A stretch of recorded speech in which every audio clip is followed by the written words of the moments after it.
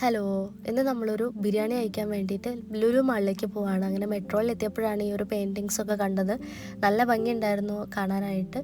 അതൊക്കെ കഴിഞ്ഞ് നമ്മൾ മെട്രോ വന്നു. മെട്രോയിൽ കയറി നമ്മൾ ലുലു മാളിലെത്തി. നമ്മളിന്ന് ബിരിയാണി കഴിക്കാൻ വേണ്ടി മാത്രമാണ് വന്നത്. നമുക്ക് അതല്ലാണ്ടുള്ള പർച്ചേസോ കാര്യങ്ങളൊന്നും ഇല്ല. എന്നാലും ചുമ്മാ നമ്മൾ അകത്തേക്ക് മാർക്കറ്റിൻ്റെ അകത്തേക്ക് കയറിയ സമയത്താണ് നല്ല ഭംഗിയുള്ള കുറച്ച് കാഴ്ചകൾ കണ്ടത്. ക്രിസ്മസിൻ്റെ ഭാഗമായിട്ടുള്ള ഡെക്കർ ഐറ്റംസ് ഒക്കെ ഒരുപാടുണ്ടായിരുന്നു. നമ്മളൊന്നും അങ്ങനെ ഡെക്കറേറ്റ് ചെയ്യാറില്ല ക്രിസ്മസിന്. പക്ഷേ നമുക്കിവിടെ എത്തിക്കഴിഞ്ഞപ്പോൾ കുറച്ച് എന്തെങ്കിലുമൊക്കെ വാങ്ങി ഒരു ട്രീ ഒക്കെ ഉണ്ടാക്കിയാലോ എന്നൊക്കെ തോന്നിപ്പോയി. എത്ര ഐറ്റംസ് അവിടെ ഉണ്ടായിരുന്നു. അങ്ങനെ നമ്മൾ അതിൻ്റെയൊക്കെ വീഡിയോസും ഫോട്ടോസൊക്കെ എടുത്തു. അത്യാവശ്യം തിരക്കും ഉണ്ടായിരുന്നു ഹൈപ്പർ മാർക്കറ്റിൽ. അതൊക്കെ കഴിഞ്ഞ് നമ്മൾ അവിടുത്തെ വീഡിയോസും കാര്യങ്ങളൊക്കെ എടുത്ത് കുറേ ചുറ്റിപ്പറ്റി നടന്നു.